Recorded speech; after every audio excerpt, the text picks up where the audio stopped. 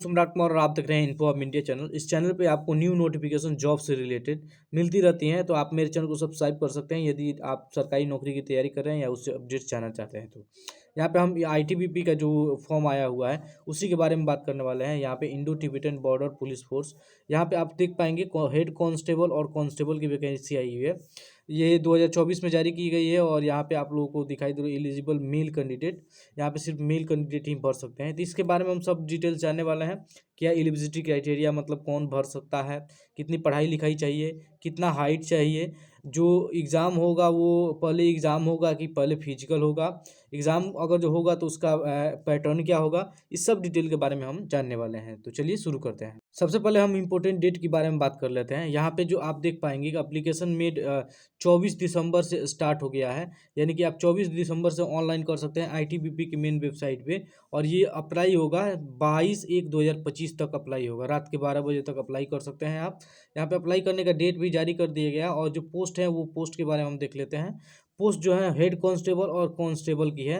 Head constable में total vacancy 7 है और यहाँ पर अनरिजर्व के लिए 2, एससी के लिए एक भी वैकेंसी नहीं है। अभी यदि आप एससी से आते हैं तो आपके लिए कोई वैकेंसी नहीं है। एसटी के लिए 3 और ओबीसी के लिए 1, ईडब्ल्यूएस के लिए 1। तो टोटल वैकेंसी आप देख पाएंगे यहाँ पे 7 है। वहीं अगर जो कांस्टेबल की बात की जाए कांस्टेबल की, तो यहाँ पे 44 वैकेंसी है और सभी डिटेल्स यहाँ पे दी गई हैं।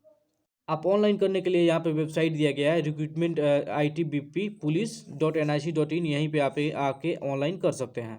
तो यहाँ पे सैलरी की बात की जाए तो हेड कांस्टेबल की जो सैलरी होगी वो लेवल 4 की सैलरी होगी, जो कि 25,000 बेसिक पे होगा। यानी कि इनका जो है वो 35K तक चला जाएगा TA DA काट के। वहीं अगर जो कांस्टेबल की बात करें, यहाँ पे कांस्टेबल की जो वैकेंसी है उसके लिए यहाँ पे 3 लेवल की जो है मिला जाएगा और यहाँ पे 21,700 उसका बेसिक पे होने वाला है। यानी कि फर्स्ट मंथ की जो सैलरी होगी वो 30K के अराउंड होगी, यानी कि 30,000 के अराउंड होगी। उसके साथ ही आप लोगों को अलाउंसेज भी मिलती हैं। तो यहाँ पे ये अदर अलाउंसेज के बारे में भी बताया गया है कि फी एकोमोडेशन भी दिया जाएगा, HRA दिया जाएगा, transport allowance, leave, travel commission भी दिया जाएगा। तो इस सभी डिटेल के बारे में आप पढ़ लेंगे। इसका जो नोटिस है मैं डिस्क्रिप्शन बॉक्स में डाल दूँगा, उससे आप आके यहाँ पे देख सकते हैं। अब बात कर लेते हैं एलिजिबिलिटी क्राइटेरिया के बारे में।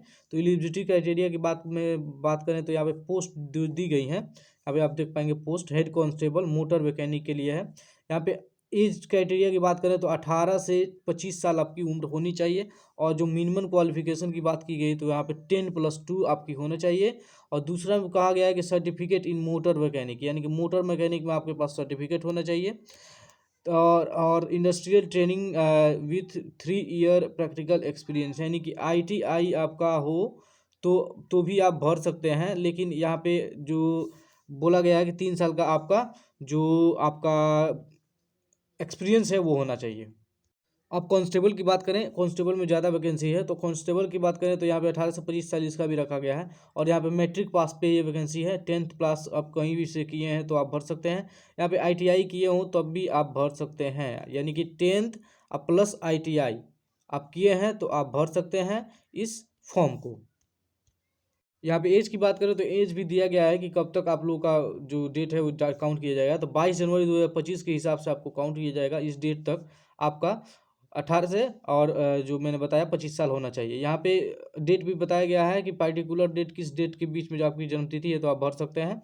यहाँ पे बताया गया है, आप देख पाएंगे यहाँ पे 23 जनवरी 2000 से लेके और 22 जनवरी 2007 के बीच में आपकी जो डेट ऑफ बर्थ है DOB है, तो आप इस फॉर्म को भर सकते हैं।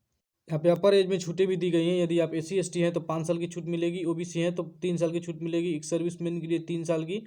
और अगर जो गवर्नमेंट सर्वेंट है तो आपको जो है वो 40 ईयर्स तक आप भर सकते हैं फॉर्म को। यहाँ पे फिजिकल की बात किया जाए तो यहाँ पे जो हाइट आपकी होनी चाहिए वो 170 सेंटीमीटर होना चाहिए। अगर जो चेस्ट की बात किया जाए तो यहाँ पे बिना फुलाए 80 और फुला के 85 होना चाहिए, सेंटीमीटर होना चाहिए। इससे ज़्यादा है तो इससे कोई दिक्कत नहीं है, लेकिन इससे कम नहीं होना चाहिए।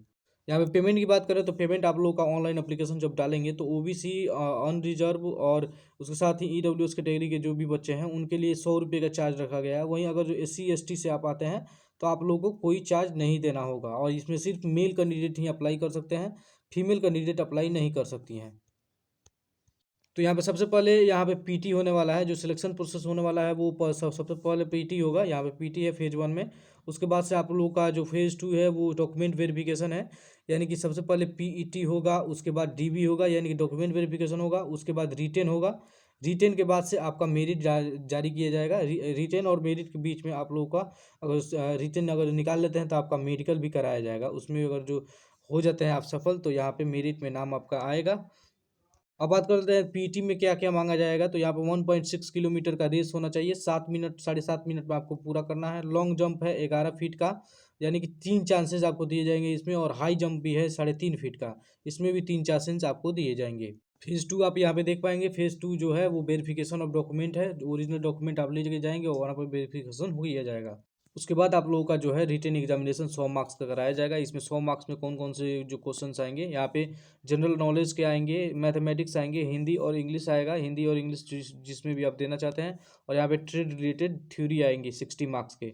ये आप देख पाएंगे, ये 2 घंटे का समय दिया जाएगा। और आप लोगों का जो 20 क्वेश्चंस आएंगे हिंदी और इंग्लिश में, और उसके साथ ही इंग्लिश में और हिंदी में दोनों में आप लोग का एग्जाम लिया जाएगा। जिसमें भी आप एग्जाम देना चाहते हैं दे सकते हैं। यहाँ पे आपका प्रैक्टिकल भी कराया जाएगा। आप देख पाएंगे यहाँ पे प्रैक्टिकल भी कराया जाएगा। प्रैक्टिकल के साथ साथ इसमें 50 मार्क्स का प्रैक्टिकल कराया जाएगा। इसमें जो दी गई हैं यहाँ पे जो सब्जेक्ट दी गई हैं, इनमें आप लोगों को जो मार्क्स हैं उसके हिसाब से प्रैक्टिकल 50 नंबर का कराया जाएगा।